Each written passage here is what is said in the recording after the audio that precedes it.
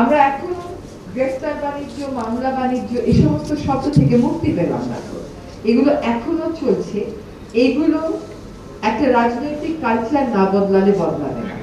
এটা যদি আপনি ঠিকও করে দিয়ে যান, কিন্তু রাজনৈতিক কালচার যদি না বদলায়, রাজনীতি যদি বিচারটাকে নিজের মধ্যে ধারণ না করে, তাহলে এই পরিবর্তন আসলে কখনো প্রাতিষ্ঠানিক হবে না। আমরা আর কসমেটিক কোনো পরিবর্তন দেখতে চাই না, সত্যিকার অর্থে মূল্যবোধের জায়গা থেকে পরিবর্তন দেখতে চাই।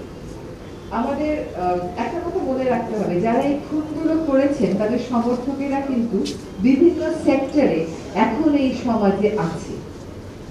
যদি না থাকতে পারে পালিয়ে গেল কেমন করে, এটা তো আমাদেরকে বুঝতে হবে এবং তাদের জবাবটা আমাদেরকে দিতে হবে আমাদের ভালো কাজের মাধ্যমে, মূল্যবোধ গ্রথিত পরিবর্তন আনয়নের মাধ্যমে। একটা রায় হবে, কিছু মানুষ হয়তো দেশে আছে, তারা হয়তো রায়ের সাজা ভোগ করবে, বেশিরভাগই তো দেশে নেই।